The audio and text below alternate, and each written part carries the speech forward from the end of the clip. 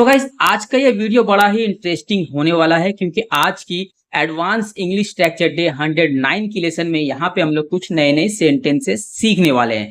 Guys यहाँ पे इस तरह का सेंटेंस ट्रांसलेट करना ऐसा तो बड़ा ही कठिन होता है, लेकिन जो इस वीडियो में मैं आपको ट्रिक बताने वाला हूँ उस ट्रिक के जरिए इस तरह का सेंटेंस ट्रांसलेट करने में कोई प्रॉब्लम नहीं होगा। अब बड़ी आसानी से इस तरह का सेंटेंस ट्रांसलेट कर पाओगे। तो चलिए सबसे पहले देखते हैं सेंटेंस क्या क्या है, उसके बाद इसे ट्रांसलेट करना भी सीख लेंगे।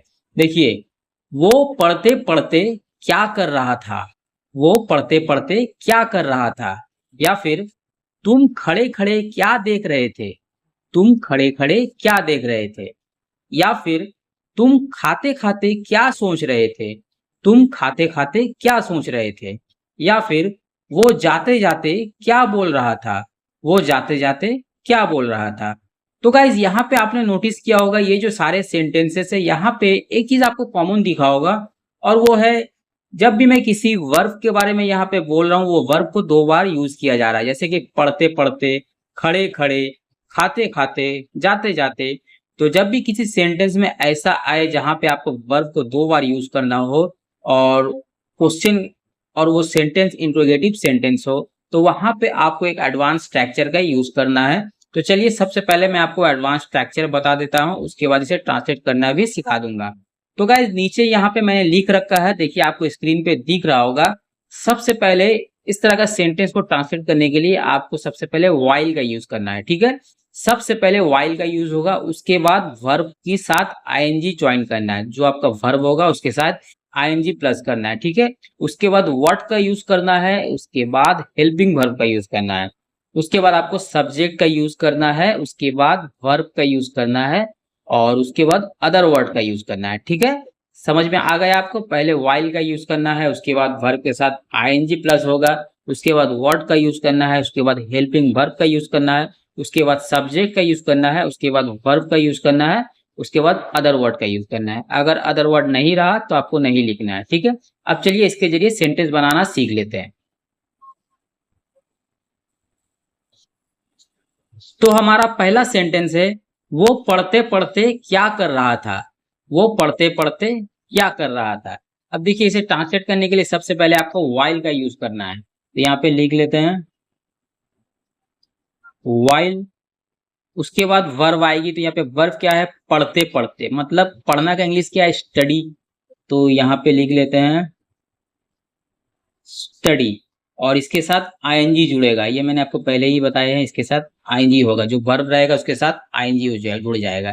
वाइल स्टडिंग, उसके बाद व्हाट का यूज करना है, व्हाट।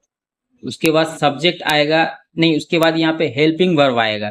तो यहाँ पे हेल्पिंग वर्ब क्या होगा, वो पढ़ते पढ़ते क्या कर रहा था। तो ये एक पास्ट कंटिन्यूअस टेंस में आ रहा है, तो यहाँ पे वॉज का यूज होगा, वॉज। उसके बाद वो, ही।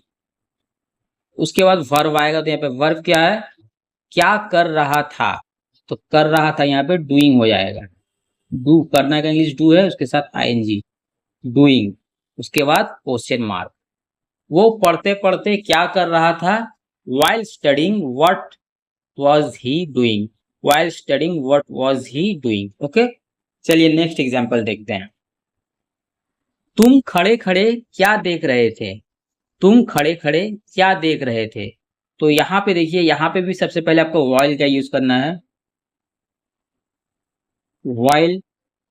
उसके बाद खड़े खड़े, खड़ा होना का इंग्लिश क्या है, स्टैंड, स्टैंड। उसके साथ आईएनजी, स्टैंडिंग। उसके बाद व्हाट का यूज करना है, व्हाट। उसके बाद यहाँ पे हेल्पिंग वर्ब आएगी, तो यहाँ पे हेल्पिंग वर्ब क्या है, तुम खड़े खड़े क्या देख रहे थे। ये भी पास्ट कंटिन्यूअस टेंस में आ रहा है, तो यहाँ पे देखिए यू, यू के साथ वर का यूज होता है, तो यहाँ पे वर आएगा पहले, वर। उसके बाद यू, यू क्या देख रहे थे, देखने का इंग्लिश क्या है, वॉच, वॉच। उसके साथ आईएनजी, वॉचिंग। उसके बाद क्वेश्चन मार्क, ओके। चलिए नेक्स्ट एग्जांपल देखते हैं। तुम खाते खाते क्या सोच रहे थे। तुम खाते खाते क्या सोच रहे थे। यहाँ पे भी वाइल का यूज होगा पहले,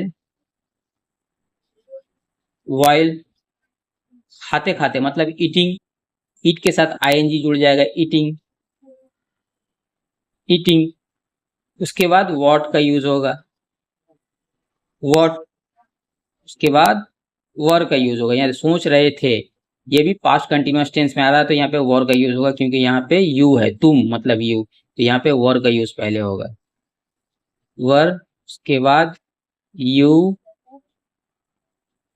सोच रहे थे, सोचने का इंग्लिश क्या है, थिंक, थिंक। उसके साथ आईएनजी जुड़ेगा, थिंकिंग।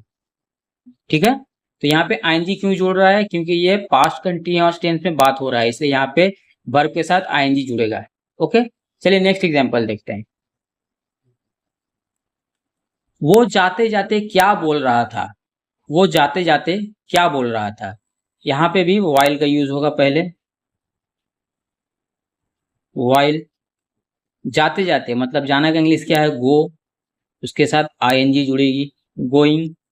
उसके बाद व्हाट। अब यहाँ पे वर का यूज नहीं होगा, क्योंकि यहाँ पे देखिए, यहाँ पे वो मतलब ही आ रहा है, तो ही के साथ वर का यूज नहीं होता है। यहाँ पे क्या होगा, यहाँ पे वॉज आ जाएगा, वॉज। उसके बाद ही। अब देखिए यहाँ पे क्या है, जाते जाते क्या बोल रहा था, तो बोलने का इंग्लिश क्या है, से। उसके साथ आईएनजी जुड़ेगा, सेइंग, क्वेश्चन मार्क। देखिए वो जाते जाते क्या बोल रहा था, while going what was he saying, while going what was he saying. Okay, तो आई थिंक गाइस आपको समझ में आ गया होगा कि इस तरह का सेंटेंस को कैसे ट्रांसलेट करना है। जब भी किसी सेंटेंस में वर्ब को 2 बार यूज करना हो और वो सेंटेंस इंट्रोगेटिव सेंटेंस हो, तो वहां पे आपको इस तरह से सेंटेंस बनाना है, जैसे मैंने बताए हैं इस वीडियो में। तो आपको क्या करना है गाइस, आपको सेम इसी तरह का एक सेंटेंस मेरे कमेंट बॉक्स में लिखना है, मैं वहां पर उसे चेक करूंगा। सेंटेंस अगर सही रहा तो ठीक है, नहीं तो मैं उसे करेक्शन भी कर दूंगा। इससे क्या होगा, आप अपनी मिस्टेक पकड़ पाओगे, आप कहाँ पे मिस्टेक कर रहे हो। और मैं आपको फिर एक स्ट्रक्चर फिर एक बार बता देना चाहता हूँ, इससे आपको क्या होगा, अच्छे से याद रहेगा। देखिए, ऐसे सेंटेंस को ट्रांसलेट करने के लिए सबसे पहले आपको वाइल का यूज करना है, उसके बाद वर्ब के साथ आईएनजी जुड़ेगा, उसके बाद व्हाट का यूज करना है, उसके बाद हेल्पिंग वर्ब का यूज करना है, उसके बाद आपकी सब्जेक्ट आएगी, उसके बाद वर्ब रहेगा, उसके बाद अदर वर्ड। ओके, इतना आपको याद में रखना है, क्योंकि इस तरह का सेंटेंस को ट्रांसलेट करने के लिए ये स्ट्रक्चर जानना आपको बहुत जरूरी है। अगर आप ये स्ट्रक्चर नहीं जानोगे तो इस तरह का सेंटेंस नहीं ट्रांसलेट कर पाओगे। तो गाइज उम्मीद करते हैं कि इस तरह का सेंटेंस को आपको ट्रांसलेट करना बड़ा इजी वे में समझ में आ गया होगा, कैसे इसे ट्रांसलेट करना है। तो गाइस आपको क्या करना है, आपको मेरे इस चैनल को सब्सक्राइब करके रखना है, क्योंकि मैं इस चैनल पे इस तरह की काफी वीडियो अपलोड कर रखा हूं और भी नई नई वीडियो अपलोड करने वाला हूं। तो आपको चैनल को सब्सक्राइब करके रखने से क्या होगा, आपको मेरी वीडियो की नोटिफिकेशन सबसे पहले मिल जाएगा, इससे आप मेरी वीडियो देख पाओगे। ओके, तो गाइज मिलते हैं किसी और नए से एडवांस इंग्लिश स्ट्रक्चर के साथ, तब तक के लिए अलविदा।